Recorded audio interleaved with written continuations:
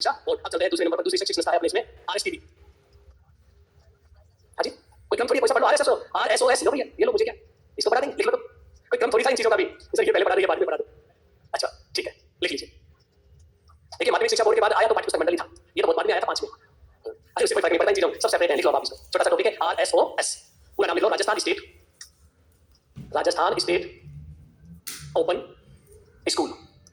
Rajasthan state open school, Hindi में क्या कहेंगे? राजस्थान राज्य खुला विद्यालय या स्कूल। सबसे पहले बात आती है, ये राजकीय संस्था है या स्वायत्त शासित? ये प्रारंभिक शिक्षा में है या माध्यमिक शिक्षा में? तो लिखो दो लाइन, सबसे पहले लिखो स्वयं पाठी विद्यार्थियों का बोर्ड। क्या है? स्वयं पाठी विद्यार्थियों का बोर्ड, स्वयं पाठी विद्यार्थियों का बोर्ड। दूसरी लाइन में लिखो माध्यमिक शिक्षा के अधीन, माध्यमिक शिक्षा के अधीन एक स्वायत्त शासी संस्था, एक स्वायत्त शासी संस्था, स्वायत्त शासी संस्था। ये तो होगी इसकी पहचान। अब बात करते हैं इसकी स्थापना की। स्थापना की कहानी दिल्ली से शुरू होती है। एनओएस 1989 में स्थापना। किसकी स्थापना होती है? NOS, national open school. क्या नाम है इसका? National open school, national open school. बाद में इसे देखिए 2002 में बना दिया जाता है एनआईओएस। 2002 में देखिए एक इंस्टीट्यूट बना दिया इसको। क्या बन गई? National institute of open school. तो यहां आई का मतलब क्या है? इंस्टीट्यूट। हिंदी में क्या कहेंगे? राष्ट्रीय खुला स्कूल संस्थान। लिख देता हूं, राष्ट्रीय खुला स्कूल संस्थान ओपन। देखिए अब यहां से ऑर्डर निकलते हैं। इसी की तर्ज पर प्रत्येक राज्य के अंदर स्थापित किए जाएंगे एसआईओएस। क्या स्थापित होंगे? एन की जगह क्या हो जाएगा? S, state institute of open school खोले जाए इसी की तर्ज पर। ये थे ऑर्डर। देखिए शिक्षा मंत्रालय उस समय एमएचआरडी नाम होता था। तो देखिए इसी की तर्ज पर राजस्थान में किसकी स्थापना होती है? आरएसओएस की स्थापना। और समय था देखिए स्थापना का 21 मार्च 2005। 2005 21 मार्च 2005। शिक्षा संकुल, शिक्षा संकुल जयपुर। भवन का नाम है एकलव्य भवन जयपुर। ये लीजिए इसकी स्थापना। राजस्थान में आरएसओएस की स्थापना 21 मार्च 2005, शिक्षा संकुल एकलव्य भवन जयपुर। ध्येय वाक्य सभी के लिए सभी तक, ये इसका बनाया गया लोगों के अंदर ध्येय वाक्य। महात्मा बुद्ध ने कहा था एक, अपो दीपो भव, स्वयं का प्रकाश स्वयं ही करे। तो इसलिए देखिए बच्चे को यदि पढ़ना है तो स्वयं ही पढ़े, वो उसके लिए कोई शिक्षक कोई स्कूल नहीं होगी। जिस तरह से देखिए एकलव्य ने अपनी शिक्षा प्राप्त की थी अप्रत्यक्ष रूप से शिक्षक से, क्योंकि प्रत्यक्ष रूप से उसके पास कोई शिक्षक नहीं था। उसी तरह देखिए एक शिक्षा की व्यवस्था को यहाँ पर अपनाया गया है, उसी का नाम क्या है? आरएसओएस। तो ये तथ्य है, इनको लिख लीजिए छोटे छोटे। और इसकी हमारे राजस्थान में क्या होता है? स्थापना देखिए इसके तर्ज पर पहले ये आया, फिर ये आया, फिर उसके बाद हर स्टेट में खोला गया। और अदर स्टेट का तो पता नहीं, हमारे स्टेट में इसका नाम क्या है? आरएसओएस। देखिए ये क्या था? एनओएस, एन की जगह क्या कर दिया? एस कर दिया, SOS, state open school. Haryana वाले क्या लगा लेंगे? एच, पंजाब वाले बी लगा लेंगे, और हमने लगा लिया आर। और अपने यहाँ हो जाती है स्थापना। अब लिखो उद्देश्य। इसकी स्थापना करने का क्या उद्देश्य था? स्थापना का उद्देश्य क्यों खोला गया ये बोर्ड? जो बच्चे माध्यमिक शिक्षा से वंचित रह जाते हैं, वंचित मतलब फेल हो जाते हैं, उन बच्चों के लिए एक लचीली पद्धति उपलब्ध कराता है ताकि वो बच्चे माध्यमिक शिक्षा को ग्रहण कर लें। लिखिए उद्देश्य, माध्यमिक शिक्षा का सार्वजनिकरण करना। उद्देश्य में लिखो माध्यमिक शिक्षा का सार्वजनिकरण करना, सार्वजनिकरण करना। अब देखिए पीछे वाले पड़ोसी का देख के लिखते हैं अभी, क्योंकि खुद का ध्यान तो कहीं और ही रहता है। और जब लिखने की बारी आती है तो पड़ोसी क्या काम आएंगे? अभी स्थापना हो गई, उद्देश्य हो गए, और अब लिखिए इसका प्रबंधन एवं प्रशासन। प्रबंधन एवं प्रशासन कैसी संस्था है ये? और स्वायत्त शासी में मैंने दो प्रकार की व्यवस्थाएं बताई थी, कौन कौन सी? Governing council, executive committee. और देखिए दोनों है यहाँ प्रबंधन और प्रशासन करने के। एक को कहा जाता है नियामक परिषद, नियामक परिषद या शासी परिषद, और दूसरे को कहा जाता है कार्यकारिणी समिति या निष्पादन समिति। इसके द्वारा इस बोर्ड की नीतियां बनाई जाती है, रणनीति बनाई जाती है, वित्तीय व्यवस्था कैसे होगी उसकी व्यवस्था की जाती है। सारे काम कौन करता है? नियामक। और इनके द्वारा बनाई गई पॉलिसी को ये क्या करता है? लागू करता है। तो देखिए इस समिति का एक होता है अध्यक्ष, और अध्यक्ष होता है एजुकेशन मिनिस्टर, शिक्षा मंत्री। देखिए कार्य क्या इस कमेटी का? बोर्ड की नीतियों का निर्माण करना। स्वयं पाठी बच्चों के लिए क्या है? बोर्ड है एक तरह से निर्माण करना। इसका काम क्या है? तो इसमें देखिए एक होता है सबसे पहले तो लिखते हैं सभापति, अंग्रेजी में कहते हैं चेयरमैन। चेयरमैन कौन बनेगा? शिक्षा सचिव, शिक्षा सचिव, एजुकेशन सेक्रेटरी जो भी होगा। फिर आता है इसके बाद देखिए इसी कमेटी में एक होता है निदेशक। एक कौन होता है? निदेशक। देखिए इसके अंदर, चलिए ये बाद में अलग से लिखवा दें। इस कमेटी में एक क्या होता है? चेयरमैन, और एक होता है सचिव। कौन होता है? सेक्रेटरी होता है। सचिव कौन बनता है? संयुक्त निदेशक, संयुक्त निदेशक, जेडी।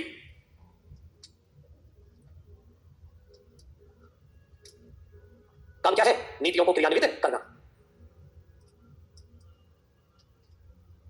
अब देखिए इनकी तो जब मीटिंग होती है तभी आते हैं लोग और काम करके चले जाते हैं। ये जो बोर्ड बनाया गया आरएसओएस, इसको चलाता कौन है? इसमें अधिकारी कौन बैठते हैं? इसकी व्यवस्था अलग से होती है। उतार लिया अभी? हाँ जी, पीछे दीवार का सहारा इतना ज्यादा ठीक नहीं है। कमर मुड़ जाएगी। लिखो संख्यात्मक स्वरूप। सबसे बड़ा देखिए इसके अंदर कौन होता है, सबसे ऊपर होता है शिक्षा सचिव। कौन होता है सबसे बड़ा, शिक्षा सचिव। उसके नीचे होता है निदेशक, और निदेशक कौन बनेगा, RAS पदाधिकारी। वर्तमान में है इसके निदेशक कमलेश आभूसरिया, जो इसके क्या है, निदेशक 44। और इस निदेशक के नीचे होता है सेक्रेटरी सचिव। सचिव देखिए इसके अंदर है संयुक्त निदेशक पद का, संयुक्त निदेशक पद। देखिए पहले तो इसके अंदर थे रतनलाल यादव, अब वो रिटायर हो गए, उनकी जगह किसी और को लगाया गया है, नाम याद नहीं आ रहा मुझे। तो संयुक्त निदेशक, और ये कौन है, RAS। ये पदाधिकारी होते हैं। इनके नीचे होते हैं सेक्शन ऑफिसर। कौन होते हैं, सेक्शन ऑफिसर। सेक्शन को हिंदी में कहते हैं अनुभाग, अनुभाग अधिकारी, या हम कहते हैं अनुभाग प्रभारी। और अनुभाग की संख्या है 9। कितने सेक्शन होते हैं इसमें, 9 सेक्शन है। और प्रत्येक सेक्शन का एक सेक्शन ऑफिसर, एक सचिव होता है जो सारा रिकॉर्ड रखता है। निदेशक इसमें बैठता है जो इसका मुखिया होता है, और ये इसकी धुरी भी है, धुरी या कार्यपालक, या कहते मुखिया। इस ऑफिस में जो मुखिया है वो कौन होता है, निदेशक होता है। और सेक्रेटरी कहाँ बैठता है, सचिवालय में बैठता है। सेक्रेटरी कहाँ बैठता है, सचिवालय में। ये कौन होता है, IAS। और IAS में भी कौन सा IAS होता है, सीनियर ACS। कौन से कैडर का होता है, ACS कैडर का। मूल रूप से ये तीन ही रहते हैं इसमें। परीक्षा में पूछा जाए RSOS का मुख्य पदाधिकारी होता है, तो देखिए इन्हीं तीनों में से पूछा जाएगा। कौन, निदेशक जो इस ऑफिस की क्या है, एक्सिस, धुरी को क्या कहते हैं, जिसके चारों ओर ये बोर्ड घूमता हो, या कार्यपालक जो देखिए पालना करवाता हो, या मुखिया, हेड ऑफ इंस्टीट्यूट। मुखिया का मतलब क्या है, हेड ऑफ इंस्टीट्यूट। HOD कौन है इसका, निदेशक। और काम का रिकॉर्ड किसके पास होता है, सचिव के पास। लिख लो नीचे लाइन, RSOS का मुखिया या कार्यपालक, मुखिया या कार्यपालक निदेशक होता है, जिसे इस बोर्ड की धुरी भी कहा जाता है, जिसे इस बोर्ड की धुरी भी कहा जाता है, धुरी भी कहा जाता है। धुरी का मतलब एक्सिस। अब बात करते हैं इसकी विशेषताएं। लास्ट में लिखो, बोर्ड है तो बोर्ड की क्या होंगी, विशेषताएं होंगी। छोटी छोटी विशेषताएं, कोई बड़ी विशेषताएं नहीं है। नंबर 1, पहली विशेषता, संदर्भ केंद्र। कितने केंद्र हैं इसके वर्तमान में, पहले 474 थे, अब है 555। कितने केंद्र हैं इसके, 555 केंद्रों पर ऑनलाइन परीक्षा, ऑनलाइन आवेदन किए जा सकते हैं। जिस सेंटर पर पेपर देना चाहते हो इन 555 में से कोई एक चुन सकता है बच्चा। तो ये परीक्षा केंद्र है, एक संदर्भ केंद्र का मतलब क्या है, परीक्षा केंद्र। और यहाँ जो आवेदन होता है, कैसे आवेदन होता है, ऑफलाइन नहीं भरे जाते, ऑनलाइन आवेदन होता है 555 केंद्रों पर। तो लिख लो आप इसके अंदर, इन केंद्रों पर ऑनलाइन आवेदन किया जा सकता है, ऑनलाइन आवेदन किया जा सकता है। 555। दूसरे नंबर पर देखिए, दूसरे नंबर पर आता है केंद्रों का पता लग गया, आवेदन। अब आवेदन यहां पर देखिए करने के लिए क्या होनी चाहिए, योग्यता। दूसरे नंबर पर हम क्या लिख रहे हैं, योग्यता। योग्यता के लिए कहा गया 10वीं के लिए, 10वीं के लिए क्या योग्यता होनी चाहिए, न्यूनतम 14 वर्ष, और अधिकतम कितनी भी हो सकती है, चाहे 100 साल हो। न्यूनतम 14 वर्ष जरूरी है। गणना किस तारीख से करेंगे, 1 जुलाई के दिन देखिए क्या हो जाए, 14 वर्ष। 12वीं के लिए 15 वर्ष, न्यूनतम 15 वर्ष। और देखिए 12वीं के लिए एक चीज और जरूरी है, 10वीं उत्तीर्ण होना। और 10वीं के पेपर देने हैं, कोई जरूरी नहीं 9वीं फेल हो, 10वीं फेल हो, 8वीं फेल हो, 5वीं पास हो, कोई भी हो, लेकिन इसके लिए जरूरी क्या है, 10वीं उत्तीर्ण जरूरी है। कहीं से भी हो आप, 10वीं उत्तीर्ण, दो पात्रता है इसकी, 10वीं पास हो और 10वीं के लिए 14 वर्ष की आयु हो, कोई भी बच्चा इसका आवेदन कर सकता है। तो ये दो चीज के लिए योग्यता। आयु सीमा पूछे तो 14 वर्ष और 15 वर्ष। अब देखिए परीक्षा देखिए साल में 2 बार होती है। परीक्षा देखिए एक सत्र में 2 बार, एक सत्र में 2 बार होती है। देखिए एक को कहा जाता है स्प्रिंग फर्स्ट, क्या नाम है, स्प्रिंग फर्स्ट, और वो होती है मार्च अप्रैल। और एक को कहा जाता है स्प्रिंग सेकंड, अक्टूबर नवंबर। तो कितनी स्प्रिंग होती है, 2 स्प्रिंग। अवधि एक बार आवेदन करने पर 5 साल तक मान्य है। एक बार आवेदन 5 वर्ष तक मान्य। कितने साल तक मान्य रहेगा, 5 साल तक। और कितनी बार परीक्षा देगा 5 साल में, 9 बार परीक्षा दे सकता है। साल में 2 बार होती है, 10 बार नहीं देगा, 9 बार। देखिए 5 वर्षों में अधिकतम 9 बार परीक्षा दे सकता है, अधिकतम 9 बार परीक्षा दे सकता है। और एक बार परीक्षा दी, गलती से कोई एक विषय भी पास हो गया, वो दोबारा नहीं देना, उसका क्रेडिट है, जेब में रख लेता है उसको। वो उसका क्या है, तो चाहे वो देखिए 9 बार परीक्षा दे, 9 बार में चाहे एक विषय पास कर लिया, उसकी जेब में रख लिया, क्रेडिट, एक विषय पास हो गया। उसके बाद देखिए 5 साल खत्म हो जाती है, फिर परीक्षा के लिए आवेदन करता है, तो अगले 5 साल के लिए। अब उसको वो एक पेपर नहीं देना, तो जेब में रखा क्रेडिट के रूप में।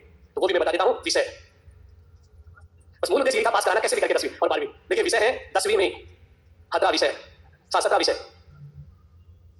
और इन 17 में से 5 का चयन करना होता है। इन 17 में से 10वीं में 17 विषय और 5 का चयन करना होता है।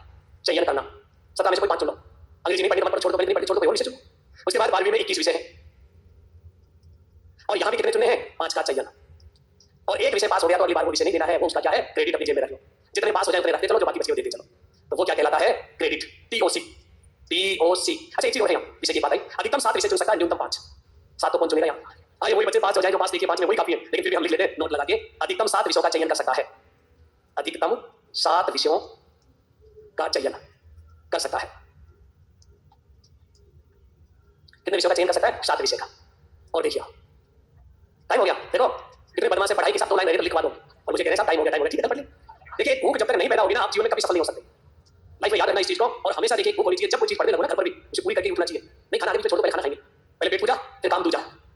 लेकिन जब तक आपको जैसे भूख लगती है खाने की, जैसे इसकी भूख नहीं होगी ना, तब तक देखिए आप इसमें आगे बढ़ ही नहीं पाओगे, पहले वो भूख डेवलप करो आप। तो दूसरे नंबर पे देखिए चलते TOC, transfer of credit. TOC transfer of credit, credit transfer of credit. अब देखिए इसमें क्या है, क्या समझने की बात है। अगर बच्चे ने एक बार 5 साल के लिए परीक्षा दी, उनमें से देखिए उसके जितने पेपर पास हो जाएंगे उसे अगली बार देने की आवश्यकता नहीं है। उसने 5 विषय का चयन किया, अगर 5 में पास हो गया तो किस लिए आएगा? आएगा ही नहीं। और 5 में से 4 पास हो गए तो 4 उसके क्रेडिट है, अगली बार एक ही पेपर देना पड़ेगा। मैक्सिमम कितना क्रेडिट हो सकता है? 4 विषय का। हमेशा 5 का क्यों? 5 हो गया तो पास ही हो गया। अधिकतम कितने विषयों का क्रेडिट ले सकता है? तो लिख लो इसके अंदर क्रेडिट में अधिकतम 4 विषयों में क्रेडिट ले सकता है। अधिकतम 4 विषयों में क्रेडिट ले सकता है। अच्छा, राजस्थान माध्यमिक शिक्षा बोर्ड से दी 10वीं की परीक्षा, हिंदी में और संस्कृत में पास हो गए आप। इसमें पास हो गए, हिंदी संस्कृत और बाकी में फेल। अब आपने देखा कि यहाँ तो पास नहीं हो सकता, अब आपने आवेदन कर दिया इसमें। यहाँ जब आप आओगे तो अदर बोर्ड से आपने देखिए अगर 10वीं के अंदर कोई सब्जेक्ट पास कर लिया तो मैक्सिमम 2 विषयों का क्रेडिट ले सकते हो, और इसी से 4 विषय का क्रेडिट ले सकते हो। अदर बोर्ड से आते हो तो 2 विषय का फायदा होगा, तो कितने पास करने पड़ेंगे? 3 और पास करने पड़ेंगे। नोट लगा के ये चीज भी लिख लो। अन्य बोर्ड से, कोई भी बोर्ड हो जाए, अन्य बोर्ड से 2 विषयों का क्रेडिट लिया जा सकता है। अन्य बोर्ड से 2 विषयों का क्रेडिट लिया जा सकता है। तो देखिए इसमें बहुत सारी विशेषताएं खत्म नहीं हुई है, आगे बढ़ेंगे कल 7 नंबर पीसीबी, ठीक है ना? हाँ जी, ना तो से ज्यादा नहीं, इसमें जितना नियम में लिखा है उतना ही बता रहा हूं। अब आप बढ़ाएं तो आपकी मर्जी है, नियम में भी इतना ही लिखा है।